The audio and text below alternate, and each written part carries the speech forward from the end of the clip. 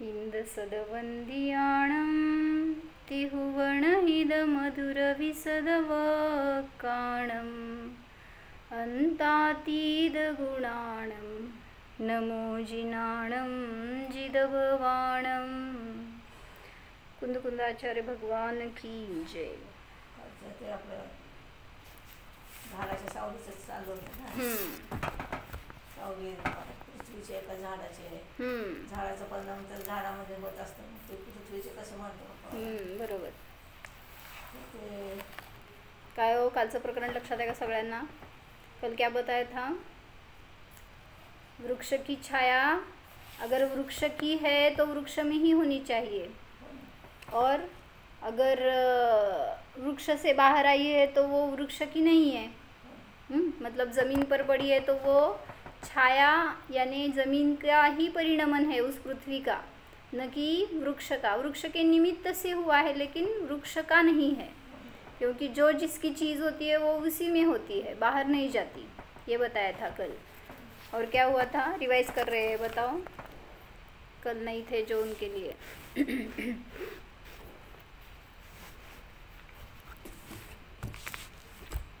बोला दीपाली भाभी।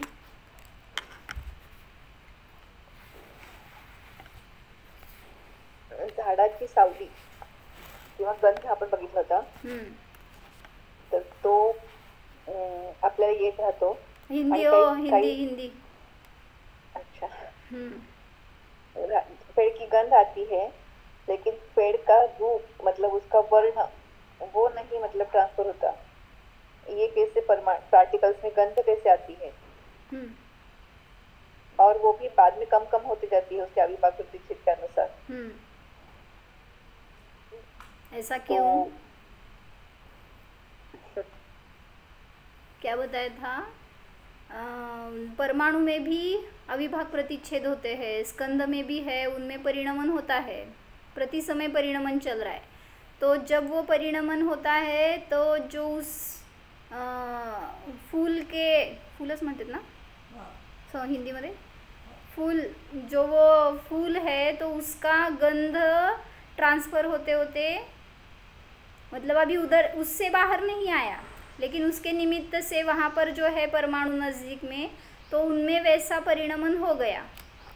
जैसा बाहर का निमित्त मिला वैसे परिणमन स्वयं का उस परमाणुओं ने किया, तो वो गंध उसमें भी आने लगी, उन परमाणु या स्कंद में भी। फिर जैसे जैसे दूर जाते हैं वैसे वैसे अविभाग प्रतिच्छेद उसके कम होते जाते हैं, और काल जाता है वैसे भी, बहुत देर हो गया तो भी गंध कम होते जाता है। मतलब उसमें परिणमन होता है ना हर समय, तो इस वजह से उसमें से जो पार्टिकल्स है वो अन्य रूप से परिणमन करने लगे, उसमें गंध गुण की गौणता हो गई, अन्य गुणों की मुख्यता हो गई, ऐसा समझो, या अन्य गंध की उसमें परिणति होने लगी, ऐसा कुछ भी हो सकता है। इसलिए फिर अगर दूर जाते हैं उस गुलाब से या फूल से तो भी गंध कम कम होते जाती है, या काल गया, अभी वो गुलाब का फूल यहाँ पर था, उसके बाद बहुत काल गया बीच में, समझो 1 घंटा गया, क्या हुआ, गंध कम होती है, क्योंकि उसका कंसंट्रेशन कम हो गया ना अभी ऐसे, इसलिए उसमें से गंध कम होते जाते जाते फिर बाद में पूरा नष्ट हो जाता है वो गंध।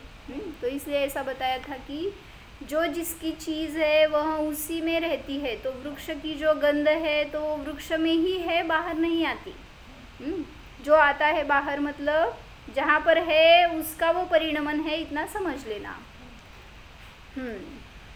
तो ये कलर का हमने नहीं सोचा, ये भूल गए ना। ये क्वेश्चन याद रखो, क्या है क्वेश्चन, अगर गंध ट्रांसफ़र होती है तो वैसे वृक्ष का कलर क्यों नहीं होता ट्रांसफ़र? मतलब पत्तों का कलर हरा है या गुलाब का कलर रेड है समझो, तो वो कलर और इसका कलर ये ट्रांसफ़र क्यों नहीं होता? कलर चेंज होत जातो तिथे येतात आहे. कोवळी पान असताना पोपटी असतो, नंतर जशी निबर होते तसं डार्क होतो. नाही, तसं नाही. मला काय विचारायचं आहे, जसं फुलाचं वास तुम्हाला 1 किलोमीटरपर्यंत आला समजा, तसं त्या रंगाचं पण का ट्रान्सफर होत नाही?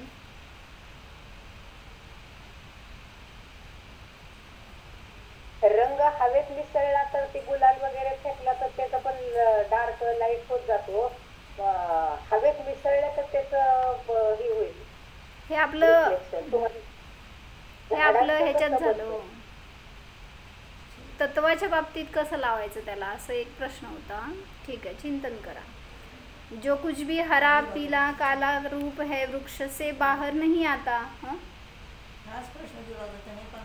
हाँ, मी पण विसरले प्रश्न तो. नहीं, दूसरा एक प्रश्न दिला होता ना. क्या प्रश्न पूछा था लास्ट में मैंने? एकेंद्रियों के ऊपर आपको घटाना है ऐसा बताया था ना. जो धर्म द्रव्य और अधर्म द्रव्य है वो हमें मदद करते ये तो दिखता है.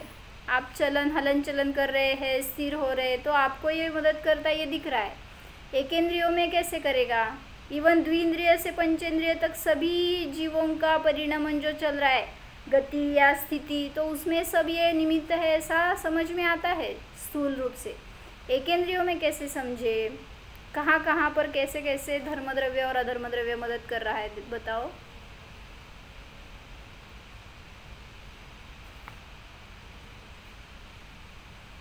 कहाँ पर है धर्मद्रव्य अधर्मद्रव्य? तीन लोक में सभी तरफ है. तो जहाँ पर जीव और पुद्गल है वहाँ सभी, और वहाँ उसका कार्य दिख रहा है धर्मद्रव्य और अधर्मद्रव्य का, उनके निमित्त से जो भी परिणमन चल रहा है. तो कल हमने देखा था कि नरक में कौन कौन से केंद्रीय है. नरक में पृथ्वी का एक है, जल का एक है. क्या जल का एक जीव नहीं है? फिर वैतरणी नदी है ना वहाँ पर, नारकी जीवांची विक्रिया है. हाँ, तो वो विक्रिया है, वहाँ पर जल नहीं है. नहीं तो फिर पेट भर पानी पी सकते थे नारकी, उनको क्यों दुख होता. तो इसलिए वहाँ पर जल का एक जीव नहीं है. और वायु का एक जीव है, क्योंकि वात वलयों के आधार से ही वो पृथ्विया है ऐसा बताते हैं ना. जो भी पृथ्वी है उनके नीचे वात वलय है, इसलिए वो पृथ्वी से रह सकती है. आगे घनाभूवात है तो वात मतलब अम्बु है ना, पानी है ना.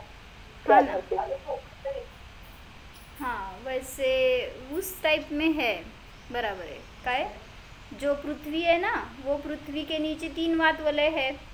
तो उन 3 वात वलयों में घनोदधी वात वलय है. तो घनोदधी में पानी है ना, मतलब वो भी बादरवा एक इंद्रिय है, जल का एक.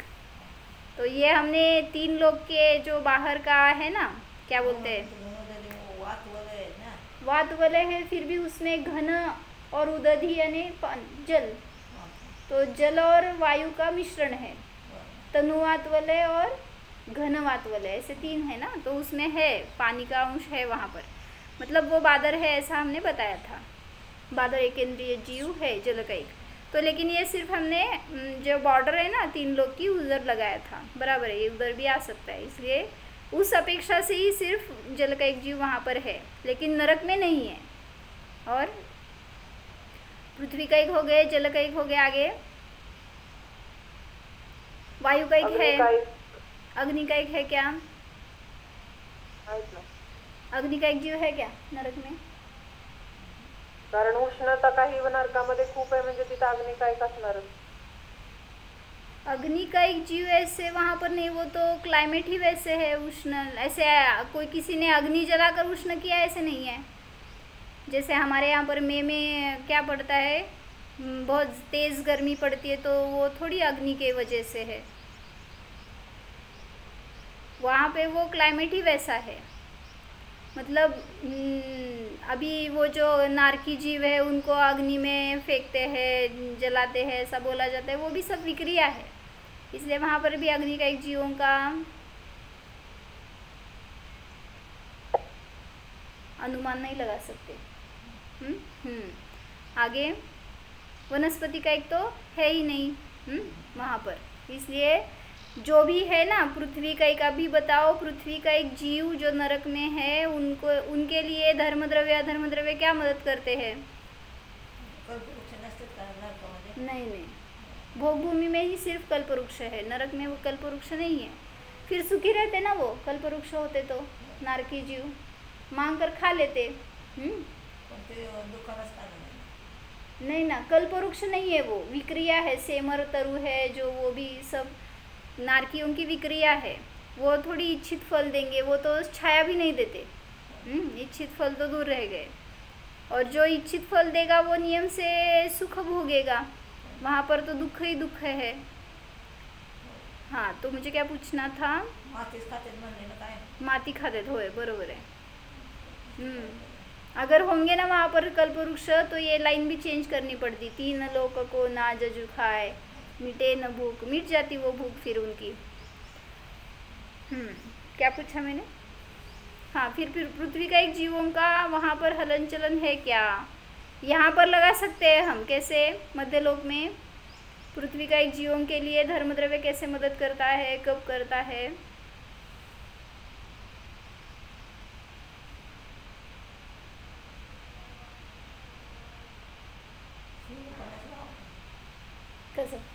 दोनों धर्म अथर्व द्रव्य मदद करते हैं, इन द सेंस वो स्टैंड स्टिल रहते हैं, मतलब क्या है वही स्थिर रहते।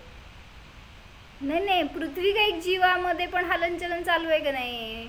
त्या हलनचलनामध्ये मदत कर। माती वाळू इकडून तिकडे जाते, आपण घर बांधतोय किंवा हा, ते जर पृथ्वी काय झालं, काहीक नाही झालं, जीव कुठे आहे?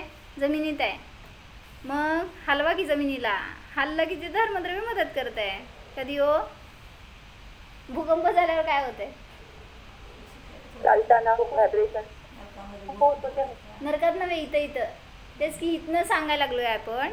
मध्यलोकामध्ये, मध्यलोक में जो है ना पृथ्वी का एक जीव, तो वहाँ पर भूकंप आदि चलते हैं। हाँ, भूकंप होते हैं। हाँ, तभी हलन होता है, उसमें गमन होता है कुछ ऊपर का नीचे, तो वहाँ पर वो जीव अवस्था में है, इसलिए जब वो ऊपर नीचे होता है तो वहाँ पर धर्मद्रव्य है मदद करने के लिए। बताओ धर्मद्रव्य अच्छा है कि बुरा है? भूकंप करवाता है? हाँ? करवाता नहीं है, सिर्फ जो चल रहा है। हाँ? वो अग्नि का एक हो गए। हाँ, वो भी लगाया मैंने, अग्नि का एक जीवों में चलते हुए भी दीदी कंपन होता है ना, जैसे वाइब्रेशंस तो होता है, बराबर। जो भी समझो अभी बहुत हेवी व्हीकल्स है वो भी जाते हैं, तब ऐसे कंपन होता है भूमि में, तो वहाँ पर भी जो हलन होगा तो उसमें धर्मद्रव्य मदद करेगा। इस अपेक्षा से पृथ्वी का एक जीवों में जो भी और भी जो आप क्रूड ऑइल निकालते हैं या कुछ खनिज द्रव्य म्हणतात, काय म्हणायचं? खनिजच म्हणतात ना, काय इंग्लिशमध्ये काय? बरोबर, खनिज। इंग्लिशमध्ये काय म्हणतात? खनिज मिनरल्स वगैरे निघाल, ते गेलेत बरं का, मी मराठीत सांगते ना। मेटल, हां, मेटल पण म्हणतात। हां, तर जे काय ते निघालं ना जमिनीतून, तर जेव्हा ते जमिनीत आहे तेव्हाच तुम्ही जेव्हा त्याला समजा हलवताय, वरचं खाली खालचं वर करताय, काय जे असेल त्यात जे हलनचलन चालू आहे, तिथं पण जोपर्यंत त्याच्यात जीव आहे तोपर्यंत धर्मद्रव्याची मदत, आणि जे मेलं त्यावेळेस तिथं त्या पुद्गलाला मदत केली धर्मद्रव्याने। असं जमिनीतच असते की, जमीनच जीव आहे हो, आपल्याला तेच माहित नाही। हां, म्हणून सांगितलं, उगीच बसल्या ठिकाणी उकरत बसतो आपण, तर तिथं पण ते त्या जीवांना त्रास दिल्यासारखं आहे, विनाकारण खोदायचं।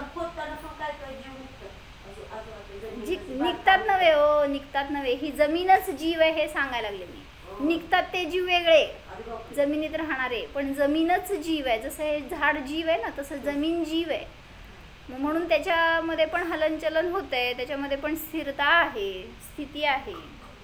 हां, जे काय असेल तर ते सांगितलं धर्मद्रव्याचं कार्य आहे। आणि पेट्रोल डिझेल वगैरे काय हो, हे कुठं असतंय?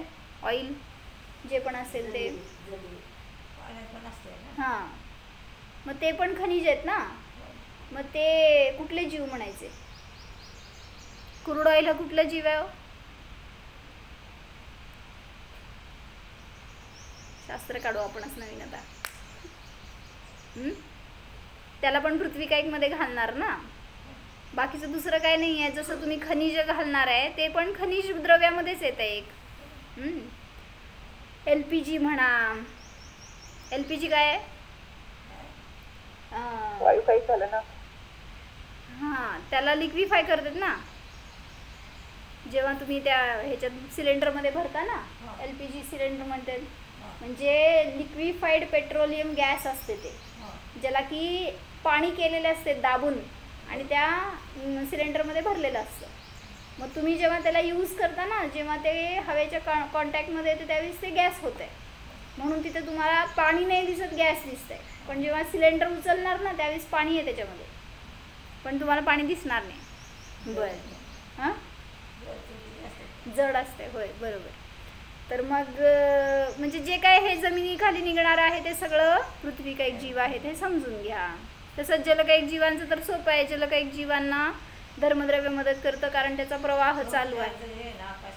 हां हां, ख म्हणजे शून्यपणे होत आहे, पण खनिज आहे ते. नुसतं ख कुठे आहे? ख नाही आहे, खनिज द्रव्य आहे. मग खज म्हटलं असतं तर खग असते ते हवेत फिरणारे वगैरे पक्षी. पण खनिजमध्ये कुठं असं ख म्हणजे जमिनीत उत्पत्तीचा अर्थ येत नाही. हां, ठीक आहे. मला काय सांगायचं होतं, जलकायिक जीव जे आहे तर ते त्यांच्यामध्ये सुद्धा धर्मद्रव्य मदत करतं. कारण दिसतंय प्रवाहित आहे जल, तर तिथं पण मदत करणारं धर्मद्रव्य आहे. सुनामी आलं, पूर आलं, ते जीव आहेत ना जलकायिक जीव, जे काय वाहत येत आहेत तुमच्यापर्यंत. किंवा सरोवरामध्ये पण जे काय उलाढाल होत आहे, समुद्रामध्ये भरती ओहोटी येते, तिथं पण जलकायिक आणि वायुकायिक जीवांचं कार्य आहे. तर त्यामध्ये धर्मद्रव्य सहकारी आहे. आणि जेव्हा ते पाणी स्थिर आहे म्हणतो त्यावेळेस तिथं अधर्मद्रव्याचं कार्य आहे. अग्निकायिक जीवाचं कार्य कुठं? अग्निकायिक जीव जसं की त्या ज्वाळा निघायला लागल्यात, असं तुम्ही आग लावली आहे तर त्या ज्वाला निघत आहेत, तर त्याचं पण गमन आहे ना, ऊर्ध्वगमन असं. त्यामुळे त्या गतीमध्ये पण दावानल आहे. बरोबर आहे, वडवानल, दावानल हे सुद्धा काय हो अग्निकायिक जीव आहेत. त्यामुळं त्याच्यामध्ये पण मदत करणारं हे धर्मद्रव्य आहे, जे काय त्याचा प्रवाह आहे. इवन काल सांगितलं असं का इलेक्ट्रिसिटी जेव्हा चालू केली तुम्ही, बटन ऑन केला, काय झालं? जे प्रवाह सुरू झालाय ना इलेक्ट्रॉन्सचं, त्या इलेक्ट्रिसिटीचं, तर त्यामध्ये पण अग्निकायिक जीवाचं कार्य. मग ते काय जे हलनचलन होतं आहे, ज्वालामुखीचं जे काय निघणार त्यातून त्याचा प्रवाह, लाव्हारस जे काय वाहतो, तर ते सुद्धा सगळं त्याच्यामध्ये धर्मद्रव्य निमित्त आहे. थांबलेला अग्नी कुठं असतो? अधर्मद्रव्य अग्नीला थांबायला मदत करतो. कुठं असतो थांबलेला अग्नी? अग्नी तर तुम्हाला ज्वालामुखी पण गमन हलनचलन करणारच आहे की, असं ते जे काय निघतंय ना त्यातनं. आतमध्ये असतं ना कोळशाच्या आतमध्ये. हा, अंगार म्हणायचं त्याला, अंगार. निखारे जे असतात ना त्याच्यामध्ये थांबलेला अग्नी आहे, ज्याच्यामध्ये हलनचलन नाही आहे पण अग्नी आहे. तर तिथं सांगितलं अधर्मद्रव्याचं सहकार्य स्थिर राहण्यासाठी. जर तो कोळसा पेटला आणि त्यातून अग्नी बाहेर येते ज्वाला, तर तिथं त्याचं गमन चालू झालंय, ऊर्ध्वगमन. आणि जेव्हा तिथं स्थिर झालं त्या कोळशामध्ये अग्नी, तर ती अधर्मद्रव्याचं कार्य तिथं. वायुकायिक जीवाचं कार्य कुठं आहे हो? LPG मध्ये पण अग्नी म्हणता येईल. मग LPG मध्ये कुठं अग्नी? गॅस नंतर आपण जे पेटवतो, मग ते सगळं अग्नी काही बाहेर आल्यावर अग्नी झालं. मग त्यात स्थिर कुठं आहे? ते गमन स्वरूपच आहे अग्नी. तसंच लाकडात पण पेटवण्यावरती होणार, तसं होतं ना कोळसा वगैरे आपण. बरोबर आहे. जिथं स्थिर झालं ना, ते ज्वाला बाहेर यायच्या बंद झाल्या आणि ते स्थिर त्याच्यामध्ये अग्नी आहे तोपर्यंत ते तिथं अधर्मद्रव्याचं कार्य आहे. असं कुठलं? हां, अग्नीचंच की. मी ते कोळशात सांगितलं, त्यांनी लाकडात सांगायला लागले.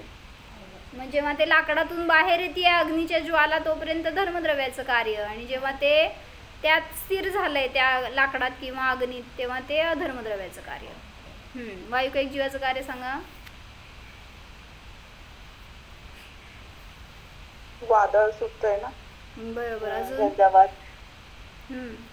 अजून आणि ते काय येतं ना अमेरिकेत वगैरे, काय येतं? सायक्लोन. सायक्लोन म्हणजेच वादळ. चाकामध्ये वगैरे ते धर्मद्रव्याचं कार्य पहिला गमनासाठी, ते अधर्मद्रव्यासाठी येणार. श्वास घेतोय आपण, श्वासोच्छ्वास. श्वासोश्वास घेताना हलनचलन आहे. आणि भरताना त्या फॅन चाकामध्ये वापरतोय. हा बरोबर. काय म्हणला तुम्ही? फॅन फॅन लावल्यावर फिरतो, तुम्ही तेव्हा जे काय वायुकायिक जीवांना मारता ना, तर ते फिरत असताना सगळीकडे हलनचलन त्याचं चालू आहे, त्याच्या निमित्तात मरतात बरं का. तर ते पण धर्मद्रव्याचं काय. हां, vacuum cleaner, AC. Vacuum cleaner, AC सगळ्यामध्ये तुम्ही काय करताय, वॉटर प्युरिफायर असतं तसं ते एअर प्युरिफाय करताय आणि घेताय, तर ते सगळं त्याच्यामध्ये सुद्धा वायुकायिक जीवांचं घात आहे. त्याच्यामध्ये हलनचलन होत आहे तर वायू धर्मद्रव्याचं. हां, जेव्हा तुम्ही असं त्या ह्याच्याने वारं घेताय त्यावेळेस सुद्धा पदराने वारं घेता, काय छापडीने घेता, हां तिथं पण वायुकायिक जीवांचं हलनचलन झालं त्यावेळेस ते धर्मद्रव्याचं. चुलीला फुंकताना. बरं. हां, बरोबर. आता सांगा, नाही अजून एक राहिलं, मला सांगा अजून महत्त्वाचं कुठं आहे हो. तुम्ही जाणार नाही तिथंपर्यंत सांगते मी 100%. हां, कुठं आहे अजून वायुकायिक जीवांचं हलनचलन? कसलं जबरदस्त आहे ना, काय शास्त्राने वाचतात ज्ञान आहे. कुठं आहे हो? बरोबर, पोटात. म्हणजे शरीरामध्ये वात म्हणता ना तुम्ही, फिरताय, मग काय होते? वात फिरताय म्हणजे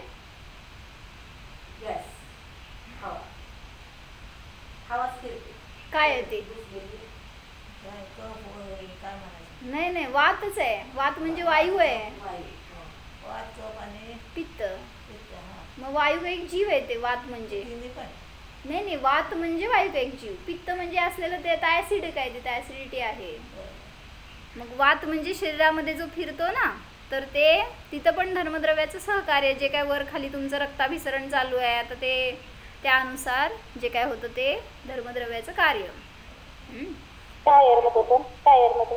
टायरमध्ये कोणाचं कार्य सांगा?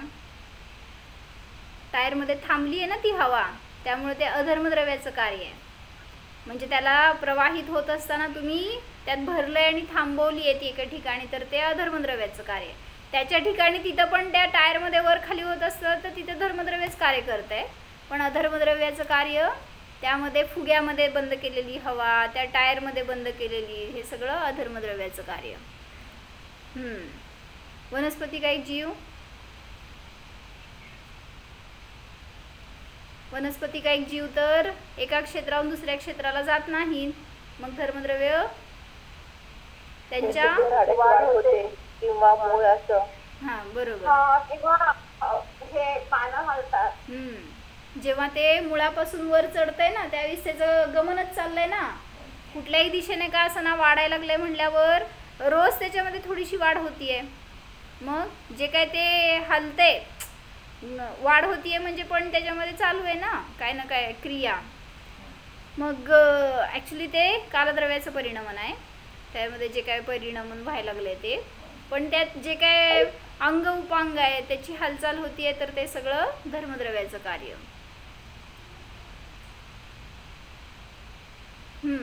आणि त्याच्यामधून जे सगळ्या पानाला वगैरे म्हणजे झाडाला पोषण मिळतं, ते जे प्रवाहित होतं ते पण मुळापासून होतं ना, सगळं पाणी वगैरे जे जातं. बरोबर आहे. म्हणजे जसं तुमच्या शरीरामध्ये रक्त वर खाली होतंय ना, रक्ताभिसरण म्हणता, तसं त्याच्यामध्ये पण फोटोसिंथेसिस, जे काय त्याला खत घातलं ते वर चढतंय, सगळीकडे फिरतंय, म्हणजे त्यामध्ये पण हलनचलन आहेच. सूक्ष्म हलनचलन म्हणा त्याला, सूक्ष्म गमन. आता अधर्मद्रव्य सांगा कसं मदत करते वनस्पती कायकला? ठीक आहे, ते झाडं पानं फुलं सगळी स्थिर झाली तर मदत करते. अजून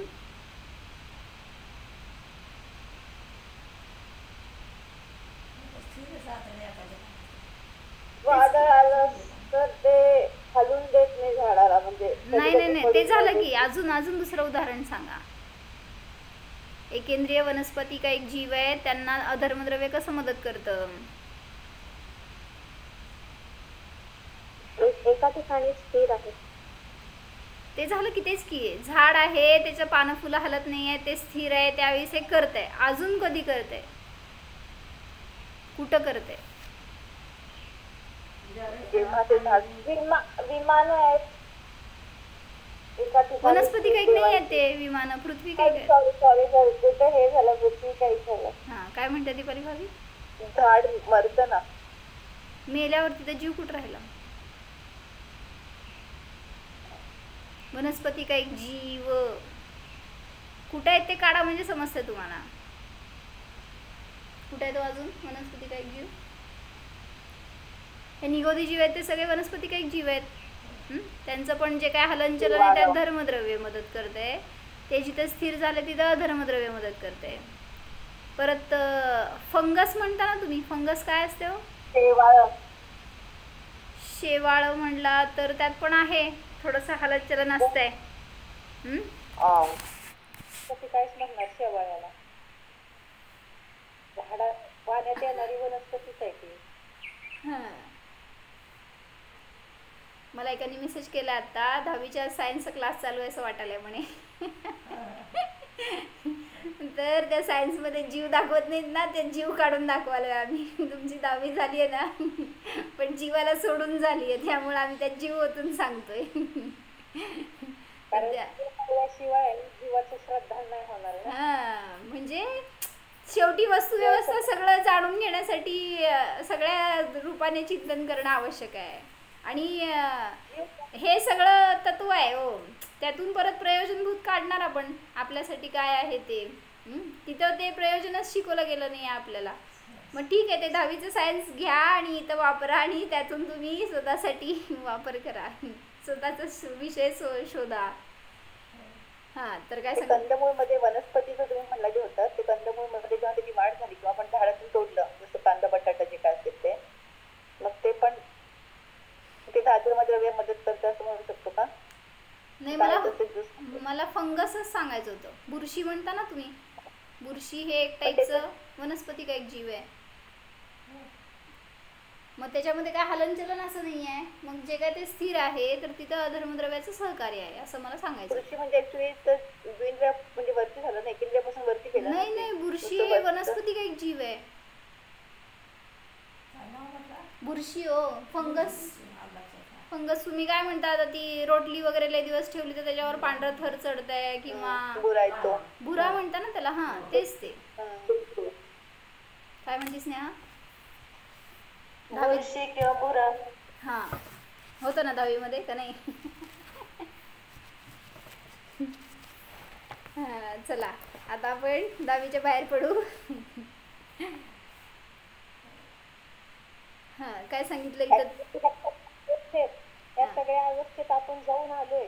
हा, ज्ञान नाही केलं तर परत जाण्याची शक्यता आहे. बरोबर. म्हणजे कुठलं पर्याय अशी नाही आहे की जिथं आपण भोगले नाही, कुठं सुख दुःख भोगलं नाही. दुःखच, सुख तर कुठं, दुःख भोगलं नाही असं नाही आहे. पण अजूनपर्यंत पुरुषार्थ करत नाही अशी पर्याय मिळून सुद्धा, तर काय करतोय, परत तयारी तिथं जायचीच करतोय. म्हणून आता कुठं जायचे भाव नकोत आपल्याला. हे धर्मद्रव्य आपल्याला मदत करणार आहे ना, ते वर न्यायलाच करू देत बास. कुठं इकडं तिकडं गमनागमन करायचं नाही. जसं ते धर्मद्रव्य अधर्मद्रव्य स्थिर आहेत, आपल्या आपल्या स्वभावाने परिणमन करतायत, तसं मला करायचं आहे हे भाव ठेवा.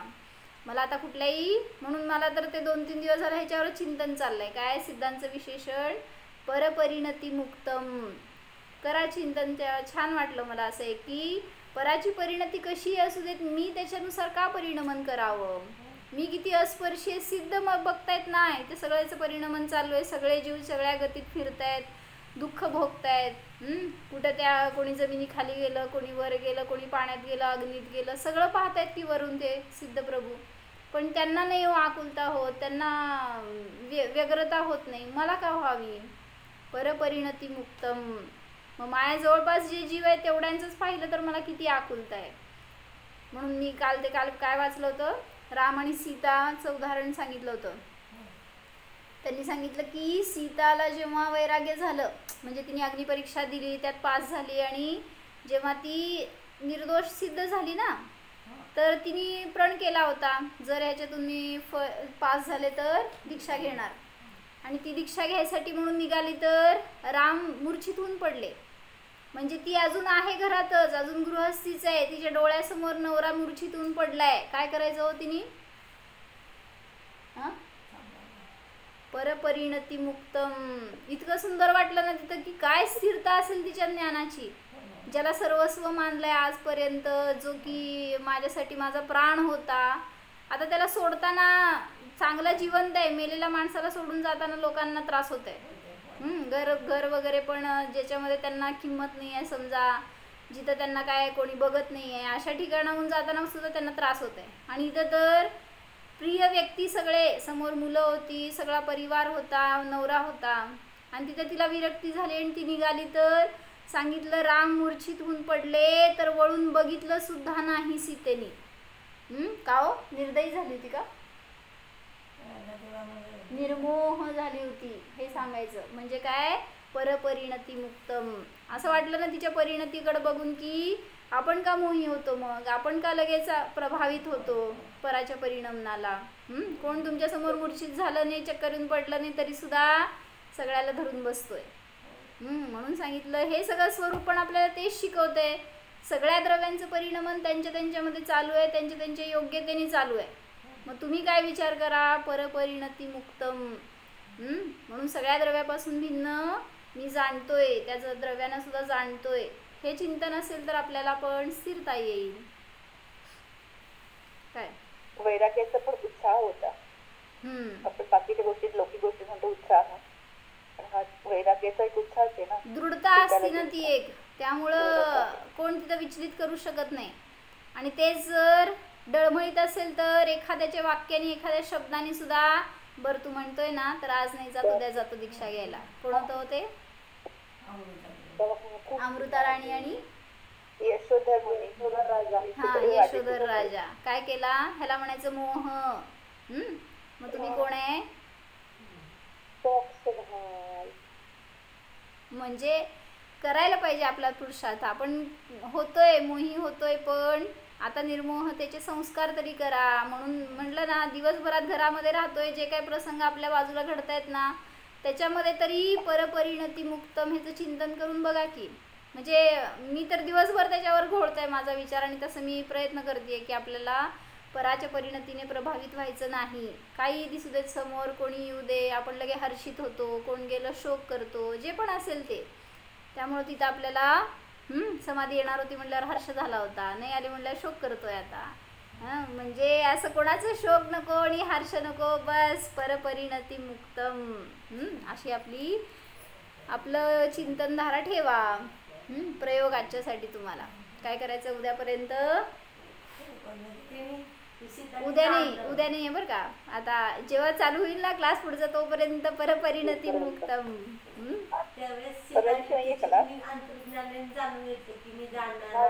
थांबा काय म्हणताय हो? ऐकू ना, बोला.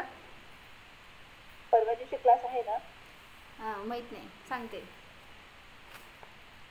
काय म्हणून सांगायला ना, परपरिणती मुक्तम. जोपर्यंत होत नाही तोपर्यंत परिणती जाणत राहा. परिणती से अप्रभावी हूँ. अप्रभावी हूँ. काय म्हटलं विद्या काकी? दीदी, कुणाचं दुःख बघून किंवा कुणाला काही झाले बघून किंवा रोग बघून किंवा आपण हळहळ करतो, मग ते एका दृष्टीने म्हणजे असं काय म्हणतो आपण, संवेदन शून्य तर नाही येत आपण, आणि तिथे आपण काय म्हणायचं, परपरिणती मुक्तम जसं म्हणतात तसं आपण. मग ते एक सांगितलंय ना वाक्य, कॅलेंडरचं एक वाक्य आहे ना, काय हो? पराचं दुःख बघून जो हळहळ करतो किंवा अस्थिर होतो, तर ते काय हो? तुम्हीच ऐकलेलं आहे पंढरपूरमध्ये. वाक्य सांगा पंढरीवाले. त्याला मोही म्हणतात, मोह आहे तिथं, असंच काहीतरी आहे. मोहाचं लक्षण आहे असं. नाही, ते मला वाक्य पाहिजे. आपल्या कशाला शांत करतो असेल का? कॅलेंडरवर वाक्य हो तसं आहे. काय वाक्य सांगा की? सगळे पाठ करून घेतलेत वाक्य तुमच्याकडनं आणि तुम्ही मला सांगत नाही. करा बघू आता पाठ आणि मग सांगा मला. चला तर विषय संपवते मी 1 मिनिट.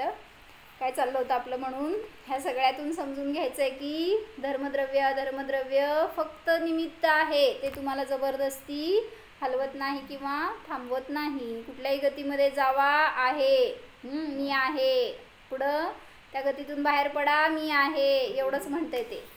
माझं अस्तित्व आहे, त्या अस्तित्वाला जाणा, मग स्वतःच्या अस्तित्वाला जाणा. कुठेही गेलो तरी सुद्धा मी आहे, मैं हूं ना. त्या मैला जाणत नाही, त्यामुळं बाहेर भरकटतोय. तर धर्मद्रव्य आणि अधर्मद्रव्य असं कधी होणार नाही की तुम्ही जिथं गेलाय तिथं ते नाही आहे. हां, हे विचारलं का, पर परिणति से प्रभावित न होना इसी का नाम सच्चा त्याग है. नाही, ते का परमे झुटी बोलता है. महाराजांच्या कॅलेंडरवर आहे. नाही नाही, हळहळ शब्द आहे त्यामध्ये, एवढं मला आठवत आहे. आता काय लक्षात नाही मला. बरं बघा की, आज बघा परत, मी आहेच की, मैं हूं ना. तेव्हा सांगा परत. तर धर्मद्रव्य अधर्मद्रव्य काय करतायत, गती आणि स्थितीमध्ये निमित्त आहेत. मग ते 3 लोकामध्ये सर्वत्र व्याप्त आहेत. मग तसं माझा जीव सुद्धा माझ्या या लोकामध्ये सर्वत्र व्याप्त आहे. कुठला लोक तुमचा, चैतन्य लोक, निज लोक, या लोकामध्ये संपूर्णतः व्याप्त आहे माझा जीव. मग त्या जीवामध्ये जे काय परिणमन चालू आहे त्याचा मी ज्ञाता आहे. मग आता मला स्थिरतेने स्वभावाला जर विषय करून जाणायचं असेल तर पराला विषय करून उपयोग नाही. म्हणून परपरिणतीने रहित मी जाणणारा आहे. भलेही ते धर्मद्रव्य असू दे किंवा अधर्मद्रव्य असू दे, माझ्या सुखासाठी ते उपयोगी नाहीत. काय म्हणताय, स्वचतुष्ट म्हणू शकतो ना. स्वचतुष्ट यामध्ये स्थित आहे. हे जे असंख्यात प्रदेश आहेत हेच माझं विश्व आहे, ह्याच्या बाहेर माझं अस्तित्व नाहीच. माझ्यामध्ये धर्मद्रव्य नाही आहे, धर्मद्रव्यामध्ये मी नाही आहे. चितलोक ही मम लोक है. जैसे धर्मद्रव्य लोक में सर्वत्र भरा पड़ा है, ऐसे ही यह अधर्मद्रव्य भी लोक में सर्वत्र भरा पड़ा हुआ है.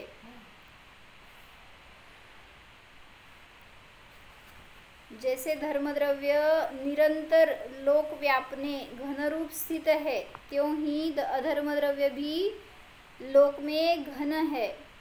असं कुठलीही एखादं स्पेस नाही आहे, एखादं पॉइंट नाही आहे जिथं की धर्मद्रव्य नाही आहे किंवा अधर्मद्रव्य नाही आहे.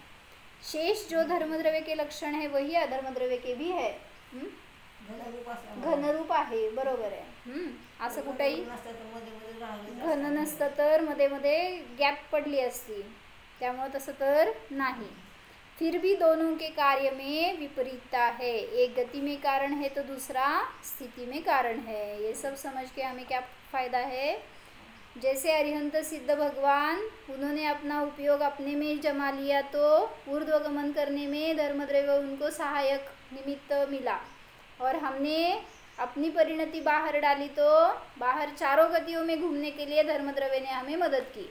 अभी धर्मद्रव्य तो क्या बोलते हैं, न सिद्धों से राग है न आपसे द्वेष है उसको, वो तो बस है. तो इसलिए जैसे धर्मद्रव्य तटस्थ है, धर्मद्रव्य का कुछ किसी के प्रति विकल्प नहीं है, वीतराग है, वो निर्विकल्प है, वैसे ही मेरा स्वभाव भी निर्विकल्प है. सागर जानेंगे तो हम भी सिद्धालय में जल्द विराजमान हो सकते हैं. इसलिए स्वयं को जानो. ओम. जाना हामी विज्ञान घन संपन्न जीव आहे. माझे ज्ञान माझ्यामध्येच आहे,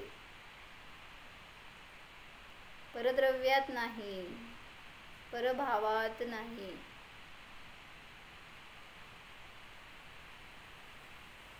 स्थिर स्वभावी ज्ञान जाणा. माझ्यामध्ये अस्थिरता नाहीच, अशांती नाहीच.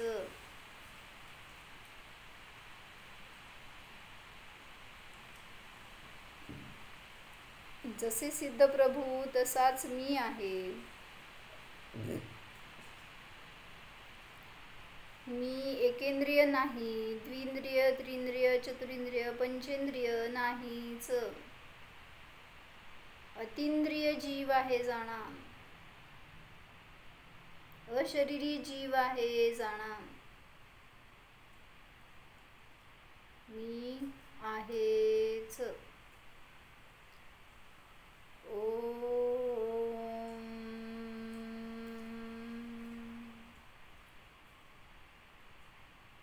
विसर्जन. नमो